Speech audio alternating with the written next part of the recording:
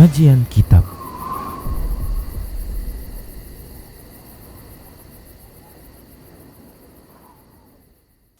Bismillah, assalamualaikum warahmatullahi wabarakatuh. Innal hamdalillah nahmaduhu wa nasta'inuhu wa nastaghfiruh wa na'udzu billahi min shururi anfusina wa min sayyiati a'malina. May yahdihillahu fala mudilla lahu wa may yudlilhu fala hadiya lahu. Wa asyhadu an la ilaha illallah wahdahu la syarika lahu.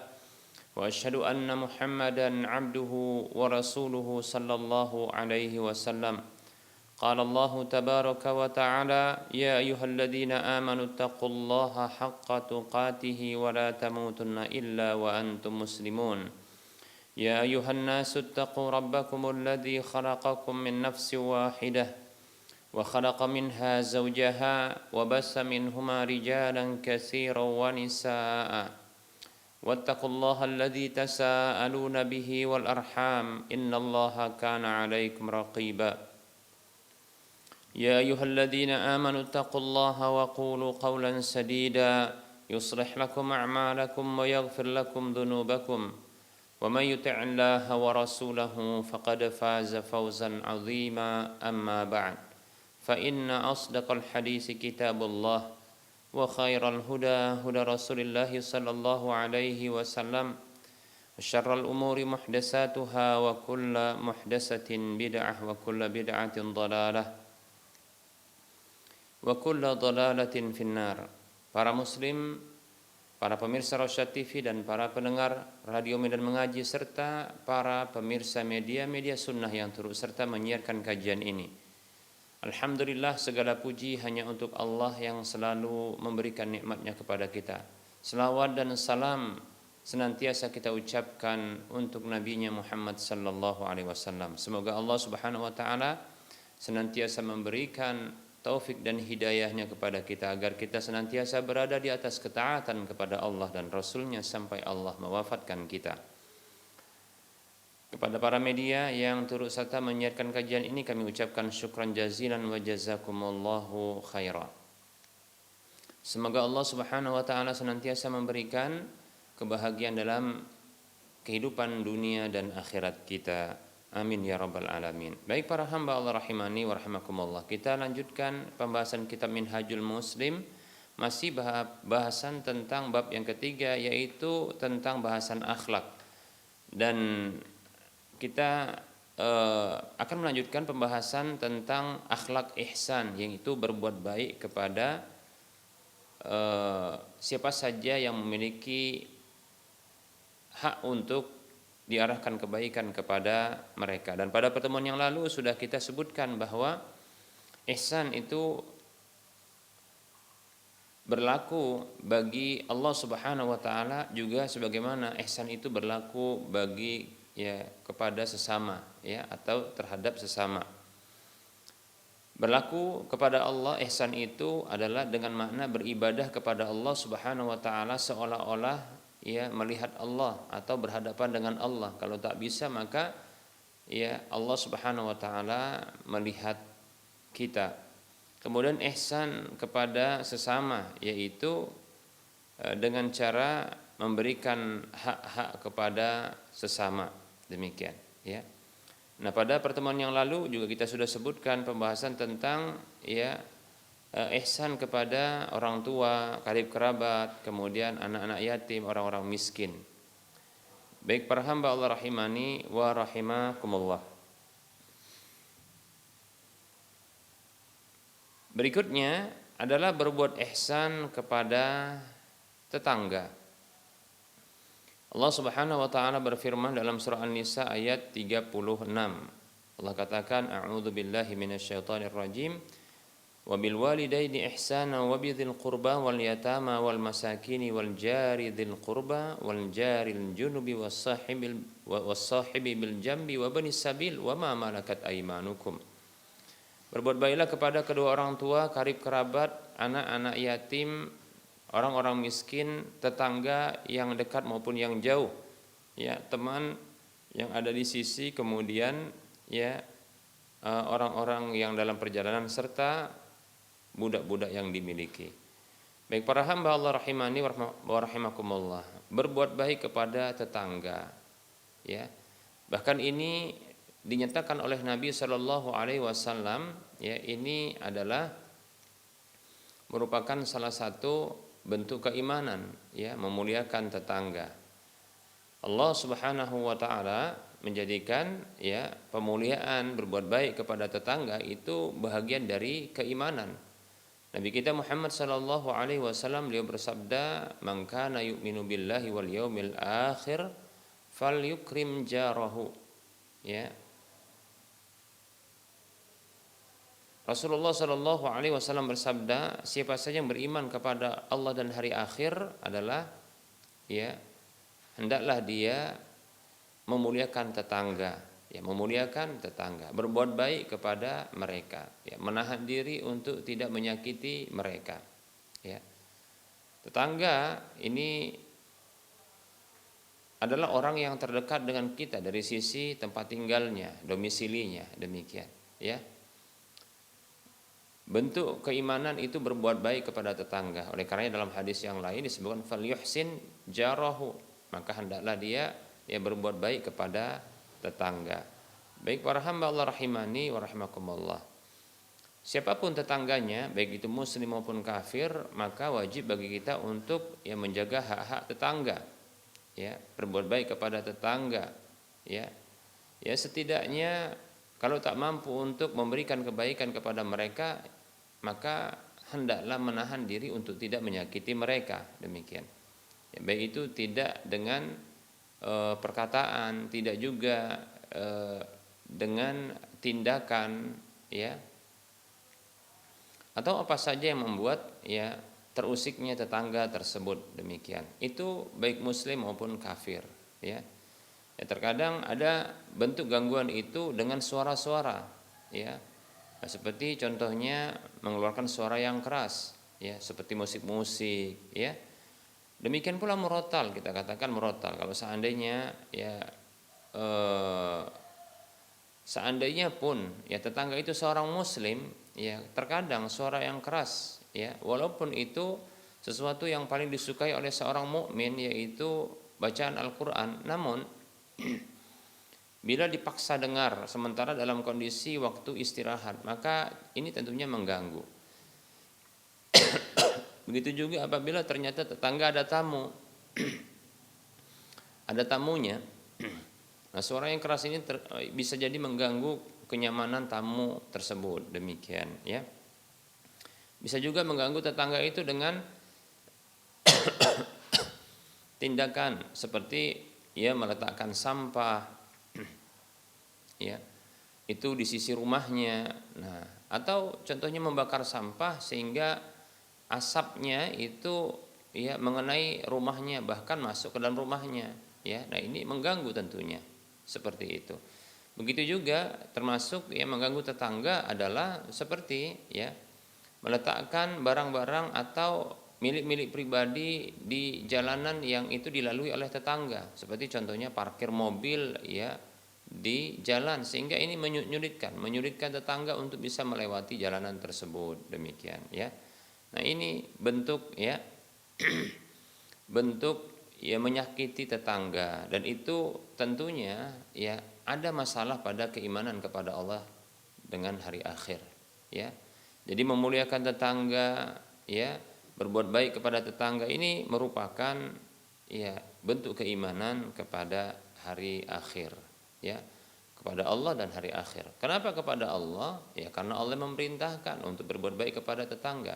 Kenapa dengan hari akhir? Karena balasannya nanti di hari akhir, demikian, seperti itu. Baik, para hamba Allah rahimani wa rahimakumullah, berbuat baik kepada tetangga. Tetangga itu bisa jadi adalah dia seorang muslim dan masih ada hubungan kekerabatan dengan, ya, dengan kita. Maka di sini tetangga tersebut memiliki 3 hak sekaligus. Pertama adalah haknya sebagai seorang kerabat yang wajib, ya, dihubungkan silaturahim dengannya. Kemudian yang kedua adalah haknya sebagai seorang muslim mukmin, ya, yang harus dijaga hak-haknya. Demikian pula ya haknya sebagai tetangga, demikian ya, maka tentunya lebih besar, ya lebih kuat bagi kita untuk ya melakukan kebaikan, berbuat baik kepada tetangga dengan ya dengan 3 hak sekaligus yang dimilikinya ini, demikian. Nah, ada kalanya tetangga itu ya dia bukan karib kerabat, namun dia seorang muslim mukmin, maka dia memiliki 2 hak sekaligus ya, yaitu haknya sebagai seorang muslim ya, ini saudara seiman walaupun bukan saudara senasab, kemudian dia seorang tetangga, maka ya di sini dia punya 2 hak yang wajib bagi kita juga untuk berbuat baik kepada tetangga tersebut ya. Nah, ada kalanya tetangga itu dia orang kafir ya, dan dia tidak ada hubungan kekerabatan dengan kita, maka setidaknya dia memiliki 1 hak saja, yaitu tetangga, dan kita masih berkewajiban untuk memenuhi hak-haknya sebagai seorang tetangga, demikian ya. Jangan pula membuatnya tidak betah dia di rumah tersebut ya, di rumahnya tersebut ya, bertetangga dengan kita. Nah, kalau bisa bahkan ya dia merasakan senang bertetangga dengan kita, demikian ya, seperti itu. Nah, kalaupun seandainya tetangga tersebut yang kafir tadi ya, dan tidak ada hubungan kekerabatan dengan kita ya, maka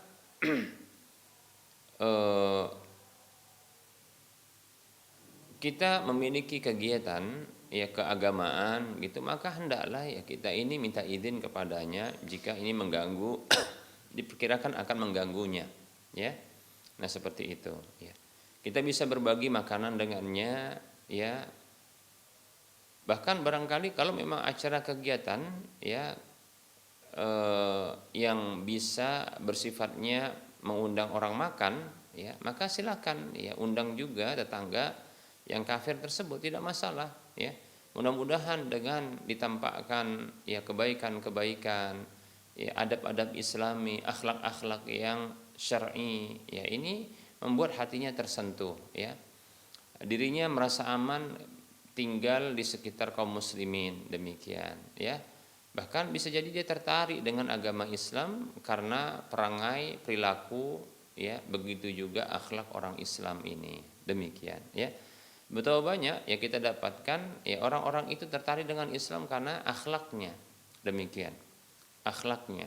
Mungkin dia belum melihat ya ajaran Islam secara utuh, tapi ketika dia melihat ya begitu mulianya Islam ini dengan akhlak-akhlak yang diajarkan kepada pemeluknya, nah ini dia berkeinginan seperti mereka ya, ingin seperti mereka, yaitu indahnya ya Islam itu dalam kehidupan sehari-hari dengan akhlak-akhlak yang mulia. Baik para hamba Allah rahimani wa rahimakumullah. Baik, kemudian berikutnya adalah berbuat baik kepada ya teman dalam seperjalanan ya, teman dalam seperjalanan. Nah, ini tentunya ya merupakan hak yang wajib untuk kita berikan ya kepada teman seperjalanan tersebut ya, teman yang ada di sisi ya. Ya, setidaknya kita bertegur sapa dengannya ya, bertegur sapa dengannya ya, menanyakan kabarnya, atau menanyakan jika kita mengenalnya ya maka kita tanyakan kabarnya ya. Kalau seandainya kita tidak mengenalnya ya kita bertanya tentang ya siapa dirinya gitu, kita berkenalan dengannya ya, kemudian di mana tempat tinggalnya, domisilinya, demikian, dan hendak kemana jika dalam perjalanan, nah, seperti itu seterusnya ya. Nah, contohnya ketika kita mungkin ya naik kendaraan umum, demikian ya, mungkin di bus ya, atau kereta api, atau mungkin pesawat ya, ini bisa untuk ya berbuat baik kepada ya teman yang ada di sekitar ya kita, kanan dan kiri kita, yang bertanya tentang siapa dirinya. Nah, begitu juga ya, kalaupun dia untuk membalas ya kebaikan itu dengan cara bertanya pula, maka tidak mengapa kita juga memperkenalkan diri. Nah, seperti itu setidaknya, walaupun setelah itu barangkali ya kita tidak lagi melanjutkan pembicaraan yang lebih jauh, tapi setidaknya kita sudah berbuat baik, ya bukan diam-diaman, ya sombong-sombongan begitu ya. Nah, baik para hamba Allah rahimani wa rahimakumullah. Berikutnya para hamba Allah rahimani wa rahimakumullah adalah berbuat baik kepada ibnu sabil, yaitu orang yang dalam perjalanan, ya. Orang yang dalam perjalanan dan ketiadaan bekalnya. Nah, seperti itu. Nah, sebagian ulama menyebutkan ibnu sabil ini adalah orang yang safar kehabisan bekal, ya. Demikian, ya. Maka hendaknya kita berbuat baik kepada orang seperti ini, ya. Jujur kita katakan bahwasanya, ya, bisa jadi kita mengalami hal yang sama. Jujur kita katakan bisa jadi kita akan mengalami hal yang sama, ya, karena kita juga ya akan butuh dengan safar, ya, dan bisa jadi dalam kondisi safar itu seseorang itu kehabisan bekal. Contohnya bisa jadi kehabisan kalau naik kendaraan pribadi.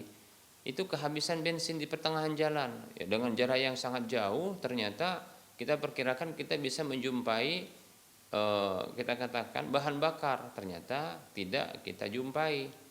Nah, kan tentunya butuh ya orang sekitar yang menolong kita untuk bisa ya menghantarkan bahan bakar kepada kita, baik itu mungkin kendaraan pribadi berupa mobil ataupun sepeda motor. Bisa juga contohnya kendaraan pribadi yang kita tunggangi atau yang kita naiki itu dalam kondisi rusak, ya, sementara kita tidak bisa untuk memperbaikinya. Nah, ini butuh kita bantuan, ya. Nah, seperti itu. Ini termasuk insyaallah taala, ya. Ya, pokoknya memenuhi kebutuhannya. Apa sih kebutuhannya? Demikian. Nah, kalau seandainya ya orang yang dalam perjalanan ini mungkin kehabisan bekal dari sisi makannya, ya mungkin ya dompetnya itu jatuh hilang atau contohnya dicopet orang, demikian. Nah, ini tentunya kan ya sangat potensi itu terjadi pada diri kita, maka kita berbuat baik kepadanya, ya berbuat baik kepadanya, setidaknya kita memberikan ya ongkos untuk bisa sampai ke tempat tujuannya, ya memberikan ya biaya yang cukup untuk makan dan sampai kepada tujuannya. Demikian seperti itu, ya. Baik para hamba Allah rahimani wa rahimakumullah. Ya boleh juga contohnya ya ketika dalam safar ya di tengah malam atau mungkin sudah malam hari ya tidak mendapatkan rumah singgah katakan, maka ya diarahkan ke rumah singgah. Ya, ini luar biasa ya amalan memberikan ya barangkali tempat tinggal untuk orang safar. Nah, ini barangkali butuh dibudayakan ya kita itu membuat rumah singgah. Ya. Baik itu di rumah kita atau contohnya di masjid. Ya, ini barangkali ya menjadi perhatian bagi para pengurus masjid. Ya. Hendaknya ya cobalah kita katakan orang beriman itu senantiasa terkait hatinya ke masjid. Setidaknya ya kalaulah tidak bukan untuk sholatnya, karena mungkin dia sudah sholat, ya setidaknya untuk tempat rehatnya, ya tempat istirahatnya, demikian. Seperti itu untuk merebahkan punggungnya yang mungkin terlalu capek, ya untuk selonjoran, nah begitu. Maka hendaknya ya setiap masjid ini bila berkelapangan, ya harta yang diamanahkan oleh kaum muslimin ke masjid tersebut, coba buatlah rumah singgah, ya. Setidaknya ya bukanlah disebut dengan rumah, tapi dia sebuah ruangan di mana ya orang-orang yang bersafar, orang yang berjalan jauh ini bisa merebahkan tubuhnya. Ya ketika di malam hari setidaknya ya dia bisa juga menghilangkan kantuknya. Yang ini bahaya apabila ya para pengguna jalan baik itu kendaraan sepeda motor ataupun mobil dalam kondisi ngantuk dia itu berkendara, ini bisa terjadinya kecelakaan bahkan menghilangkan nyawa, kalau tidak nyawanya atau nyawa orang lain. Nah seperti itu. Nah jadi ya luar biasa, ini amalan yang besar sesungguhnya membuat rumah singgah ini ya. Ya lebih-lebih yang dibuka rumah singgah itu di malam hari ya. Baik itu contohnya di tempat sendiri ya. Dibuat gitu tulisan rumah singgah gratis. Nah seperti itu ya. rumah singgah gratis, ya, tempat tinggalnya gratis dibuat, masya Allah, ya. Kemudian bisa juga contohnya di masjid, ya, atau dikatakan ya bukan rumah singgah, ya, ruangan khusus istirahat bagi para pengguna jalan gratis, nah, begitu, masya Allah, dibuat di masjid begitu, ya. Nah, tidak mengapa. Nah, dibuat safety, ya, dibuat safety, artinya safety itu, ya, barang-barang yang di masjid pun diupayakan aman, begitu juga ya barang-barang dari orang yang dalam perjalanan itu juga bisa aman. Nah, seperti itu, ya. Baik. Nah, seperti ini penting, ya, atau ini sangat besar, ya, maslahatnya. Baik para hamba Allah rahimani wa rahimakumullah. Dalam hadis, ya, Rasulullah Shallallahu alaihi wasallam menyebutkan, ya, tentang keutamaan dari, ya, membuat rumah singgah bagi para orang-orang yang berjalan jauh. Dalam hadis yang diriwayatkan oleh Imam Ibnu Majah dalam kitab sunannya dari sahabat Abu Hurairah radhiyallahu anhu, Rasulullah Shallallahu alaihi wasallam bersabda, inna mimma yulhaqul mu'minu min amalihi wa hasanatihi ba'da mautihi ilman nasyarahu wa waladan salihan tarakahu wa mushafan warasahu, ya, au masjidan banahu au baitan libni sabili banahu au nahran ajrahu au sadaqatan akhrajaha min malihi fi sihhatihi wa hayatihi talhaquhu, ya, min ba'di mautihi. Hadis ini disahihkan oleh Syekh Al-Albani rahimahullahu taala dalam Sahihul Jami' di nomor urut hadis 2231. Kata Nabi sallallahu alaihi wasallam yang artinya sesungguhnya di antara apa saja yang mimma yalhaqu al-mu'mina, sesungguhnya di antara apa saja yang mengiringi seorang mukmin min amalihi wa hasanatihi, dari amal dan kebaikannya, ba'da mautihi, setelah kematiannya, adalah ilman nasyarahu, ilmu yang disebarkannya. Kemudian wawala dan salihan tarokahu, ya. Kemudian berikutnya adalah anak soleh, anak yang melakukan kesolehan yang dia tinggalkan. Kemudian berikutnya wa mushafan warasahu, kemudian mushaf Quran yang dia wariskan. Kemudian au masjidan banahu, atau masjid yang dia bangunkan, ya. Au baitan libni sabili banahu, atau rumah singgah bagi orang-orang yang dalam perjalanan yang dia bangun, lihat itu, ya, yang dia bangunkan. Kemudian au nahron ajrahu, atau sungai yang dia alirkan. Au sadaqatan akhrajaha min malihi fi sihhatihi wa hayatihi, ya. Atau sedekah yang dia keluarkan dari hartanya dalam, ya, kondisi sehatnya atau dalam kondisi hidupnya, demikian, ya. Talhaquhu min ba'di mautihi, maka itu semua mengiringinya setelah kematiannya. Masya Allah, ya, ini luar biasa ini, ya. Masya Allah, ini pahala yang besar insya Allah ta'ala, ya. Sampai-sampai ini diiringkan dengan masjid yang dibangunnya. Nah, ini menunjukkan, ya, kalau bisa contohnya, ya, orang-orang yang berlomba untuk bangun masjid, nah, dia berlomba-lomba juga untuk, ya, mengadakan rumah singgah di masjid atau tempat istirahat rehat bagi orang yang dalam perjalanan, demikian, ya. Ini luar biasa, masya Allah, luar biasa. Cobalah, ya. Cobalah, ya. Nah, tentunya banyak kita dapatkan orang-orang Islam yang mereka itu, ya, orang Islam itu butuh dengan masjid selain untuk tempat sholatnya juga tempat istirahatnya. Ya, janganlah, ya, masjid itu dikunci, ya, dikunci, jangan, ya, masjid dikunci hanya untuk sholat 5 waktu. Di zaman Nabi SAW masjid itu banyak manfaatnya, fungsinya, ya.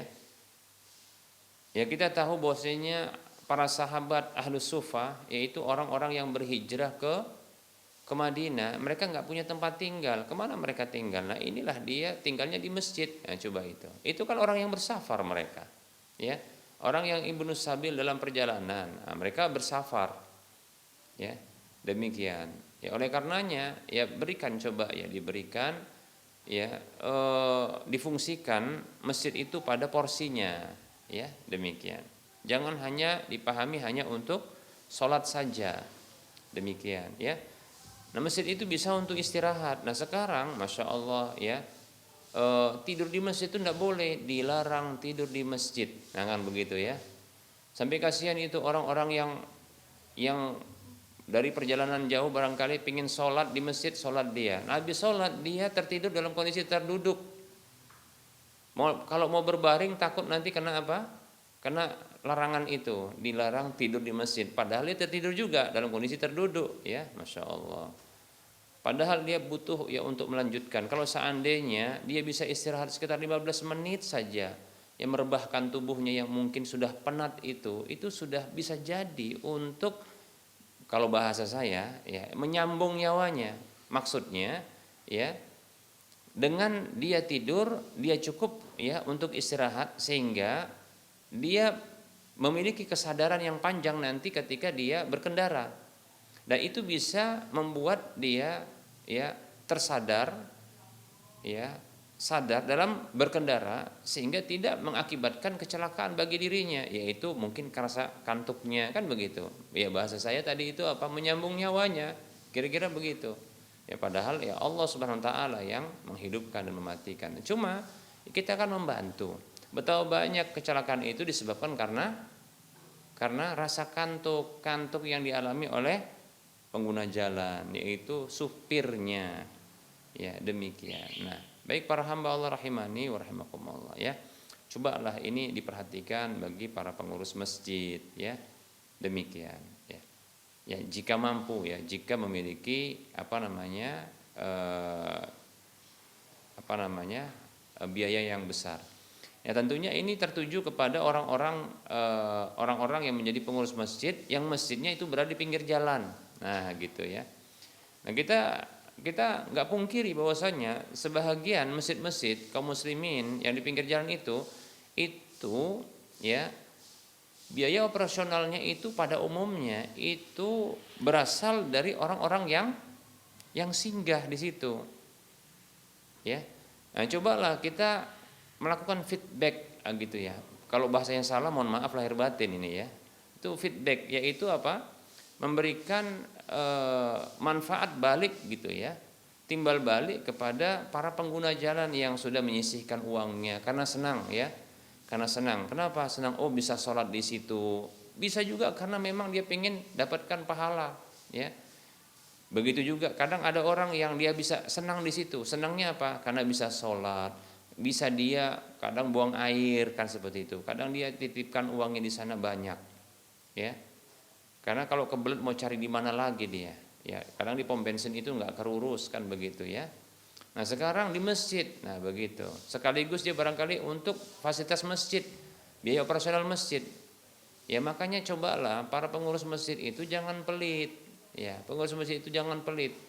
Yang ada di pinggir jalan masjid-masjidnya itu jangan pelit. Coba buat rumah singgah, setidaknya buat area ya, ada yang khusus bagi laki-laki, ada yang khusus bagi perempuan, di mana di area tersebut untuk bisa orang merebahkan ya, merebahkan apa?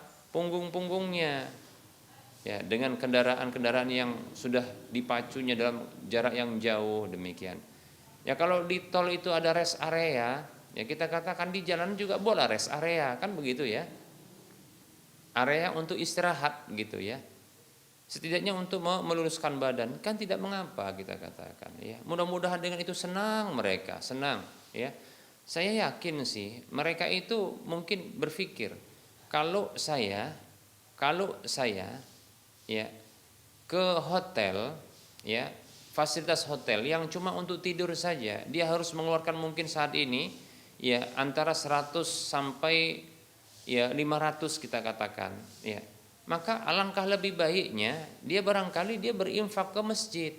Nah kalau masjid ini barangkali dia sediakan, masjid itu ya para pengurusnya menyediakan tempat rest area ya. Cobalah ya, katakanlah ya ada 9 mobil ya, 9 mobil yang mangkir atau kita katakan mampir ya, dia parkir di mana? di halaman masjid. Sudah. Masjid kan aman juga karena banyak orang yang istirahat di sana. Sudah. Nah, kemudian banyak mereka yang istirahat. Bagi yang laki-laki nanti di tempat laki-laki, bagi yang perempuan mereka di tempat yang perempuan. Mereka tidur begitu. Dibuat ya mungkin yang empuk begitu. Dimintakan kepada eh, para para kaum muslimin yang singgah di sini yang membawa anak-anak untuk ya memberikan pampersnya, yaitu ya memakai apa? Memakai pampers begitu supaya tidak mengotori dan menajisi ya tempat istirahat itu. Nah, begitu diminta. Bahkan disediakan kalau bisa ini pampers. Nah, seperti itu, masya Allah luar biasa. Saya yakin loh, betul saya yakin. Yakin saya, orang-orang seperti ini nggak akan pelit dia akan kasih uangnya. Dia berpikir, ya kalau dia barangkali ke hotel sekian dia bayar, setidaknya tidak dia bayar segitu, setengahnya saja. Masya Allah, setengahnya saja. Mungkin dia bayar 50.000, dikasih 50.000 atau 20.000. Coba bayangkan bila semalam itu ada 9 mobil. Sudah berapa itu? Atau 10 mobil. Sudah berapa didapatkan? Itu bisa untuk operasional. Demikian. Dalam sebulan sudah berapa? Itu yang malam, kalau yang sore lagi. Ya, atau siang, pagi gitu. Masya Allah, saya yakin ya. Ya, ini akan makmur. Cobalah diperhatikan ya para pengurus masjid yang ada di pinggir-pinggir jalan. Bahkan ya sebagian masjid di pinggir jalan itu pun atas sumbangsi orang-orang yang lewat. Ya, cobalah feedbacknya ya, keuntungan balik yang diberikan kepada mereka itu dengan memberikan fasilitas untuk mereka begitu ya. Demikian. Jujur saya katakan, bukankah setiap pengurus masjid ketika dia bersafar, dia ingin dapatkan hal yang gratis seperti ini? Nah, lalu dia pun ya bisa berinfak ya. Bisa berinfak. Dia bisa berinfak. Ya kalau dia bayar contohnya ke mana? Ke hotel, ya itu atas pembayaran, itu biasa jual beli.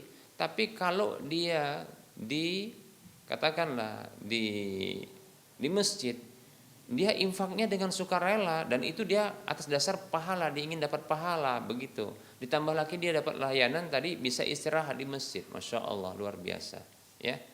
Nah, ini hadisnya sudah ada. Motivasi besar yang akan terus mengalir bagi orang yang membuat rumah singgah atau tempat istirahat bagi orang yang ibnu sabil, perjalanan jauh. Monggo silahkan ya. Bagi anda sekalian yang ingin membuat rumah singgah, itu tidak mesti harus di masjid ya, bisa juga di rumah anda atau di tempat yang sekiranya itu dekat dengan jalanan ya, anda buat silakan di sana. Bagi orang yang ingin singgah, dibuat halaman yang luas. Nah, seperti itu, dijaga kebersihannya ya, demikian, dijaga keamanannya. Wallahu taala alam. Barangkali nah ini materi yang bisa kita sampaikan pada pertemuan kali ini ya. Semoga bermanfaat. Kita buka saja sesi soal jawab bagi para pemirsa dan para pendengar sekalian yang ingin bertanya, dipersilahkan.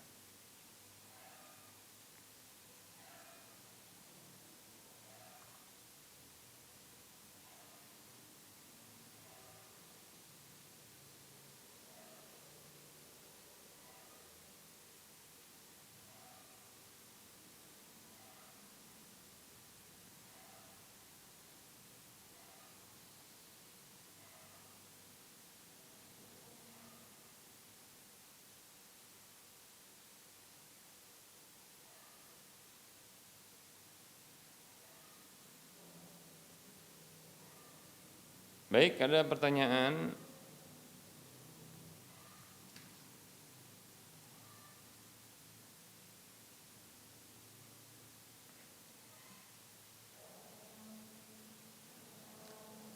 Ada pertanyaan, bismillah. Assalamualaikum warahmatullahi wabarakatuh. Uak perempuan saya, uak ini berarti bisa dikatakan apa itu kakak atau saudara ya, saudara laki-laki atau perempuan yang lebih besar ketimbang dari orang tuanya gitu ya, saudara ayah atau ibu ya, baik laki atau perempuan yang lebih tua ketimbang ayah dan ibu, demikian ya, itu namanya uak nih. Wak perempuan saya menyatakan jika ipar adalah mahram dengan dalil karena ya seorang laki-laki tidak boleh menikahi dua wanita kakak adik sekaligus, ya. Kami sudah menjelaskan tapi dia tetap pada pendiriannya. Mohon Ustaz ya yang menjelaskan agar lebih hikmah. Jazakallahu khaira wa barakallahu fiik.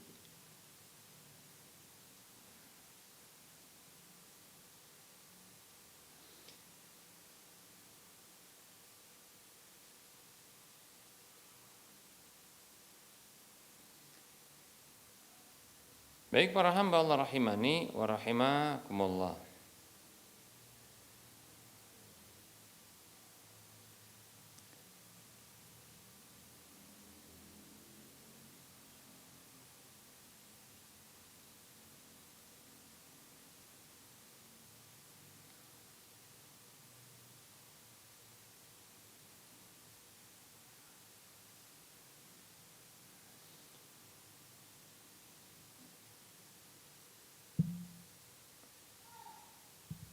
Bismillah wa alaikumussalam warahmatullahi wabarakatuh. Betul bahwasanya ada larangan di dalam Al-Qur'an, yaitu dalam surah An-Nisa ayat 23, yaitu menggabungkan antara kakak beradik untuk dijadikan istri. Allah Subhanahu wa taala berfirman, a'udzubillahi minasyaitonir rajim, hurrimat alaikum ummahatukum wa banatukum, diharamkan atas kalian untuk menikahinya ibu-ibu kandung kalian, putri-putri kandung kalian. Kemudian di akhir dari ayat tersebut atau menjelang akhir dari ayat tersebut Allah mengatakan wa anta jama'u bainal ukhtaini illa ma qad salaf, ya. Dan diharamkan juga bagi kalian menggabungkan untuk menikahi ya antara dua bersaudara, ya antara dua bersaudari, maksudnya kakak dengan adiknya, demikian ya. Illa ma qad salaf, kecuali apa yang sudah berlalu. Baik ya. Nah, ini dalil yang menunjukkan bahwa ya haramnya menggabungkan antara ya kakak beradik untuk dinikahi, demikian ya. Tapi perlu disampaikan dan diketahui bahwasanya keharaman ini adalah sebenarnya keharaman yang bersifat temporal atau sementara, ya, bersifat sementara, ya, bukan keharaman yang bersifat permanen, demikian. Nah, keharaman yang bersifat sementara ini hanyalah keharaman untuk pernikahan saja, ya, pernikahan saja. Namun, ya, tetap diharamkan ya untuk menyentuhnya, ya, untuk menyentuhnya. Begitu juga untuk melihat auratnya, ya. Begitu juga ya haram untuk ya berduaan dengannya. Ya, maksudnya adalah seorang laki-laki dengan ipar perempuannya, ya. Maka ini tidak boleh, atau seorang laki-laki dengan ipar perempuannya, atau seorang perempuan dengan ipar laki-lakinya, demikian itu sama, maka tidak boleh, ya, tidak boleh. Mengapa demikian? Karena dalam hadis ya ini dijelaskan oleh Nabi Shallallahu Alaihi Wasallam, al-hammu al-maut, hadis riwayat Bukhari Muslim, ya, kata Nabi Shallallahu Alaihi Wasallam, ya, ipar itu adalah kematian, ya, ipar itu adalah kematian, demikian kata Nabi Shallallahu Alaihi Wasallam. Nah, ini menunjukkan bahwasanya haram ya untuk ya haram ya untuk menyentuh, ya, berduaan, ya, melihat aurat, ya, tidak boleh. Bahkan kita dapatkan banyaknya perselingkuhan terjadi antar ipar, demikian, ya. Nah, seperti itu. Jadi ipar itu diharamkan ya itu untuk digabungkan dalam pernikahan, tapi selepas salah satunya tidak lagi menjadi istri, ya, bisa jadi dikarenakan ya wafat ya istrinya, kemudian atau diceraikan demikian, maka boleh untuk ya menikahi saudarinya yang lainnya, boleh seperti itu, tidak mengapa. Ini menunjukkan bahwasanya ini disebut dengan ya al-mahram muaqqatah, ya muaqqat, yaitu mahram yang sifatnya ya temporal waktunya demikian.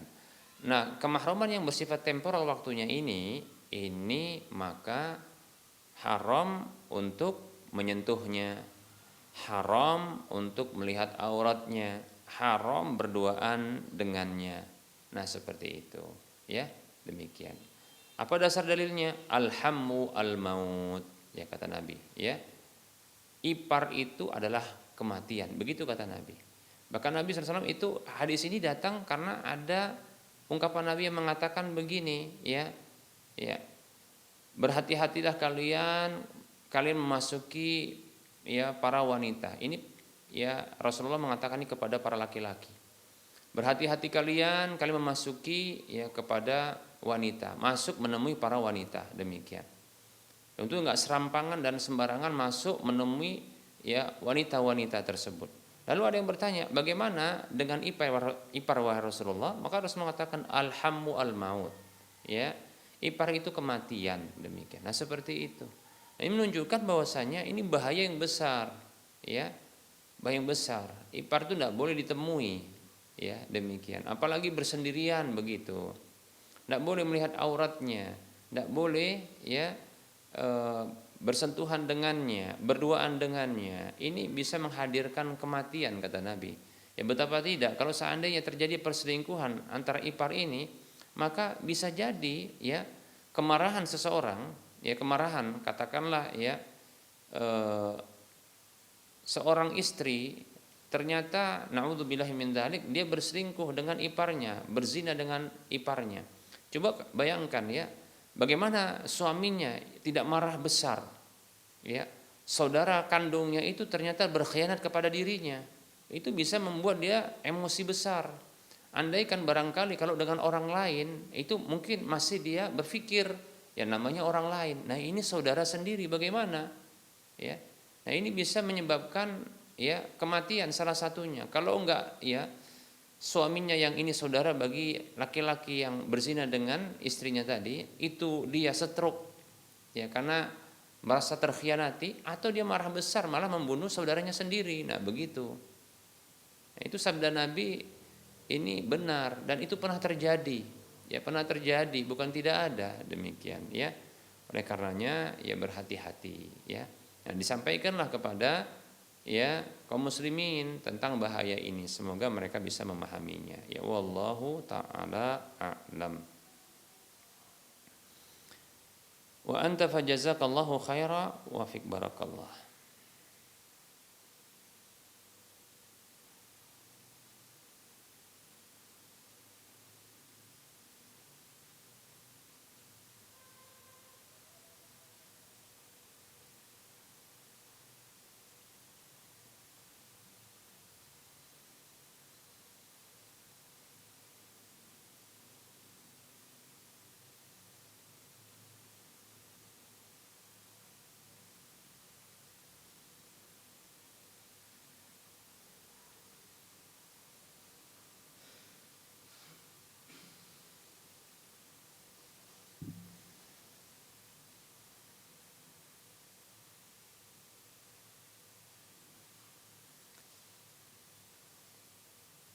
Baik, ada pertanyaan. Assalamualaikum warahmatullahi wabarakatuh. Ustadz, saya ingin bertanya, ya, anak saya sholat di samping saya, terus digeser orang.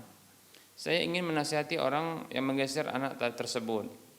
Dulu sahabat Nabi juga pernah sholat di barisan orang dewasa kan Ustadz? Ya. Nah, tolong berikan dalilnya Ustadz.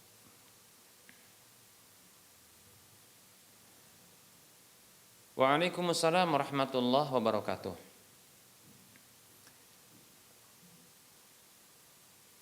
Perlu kita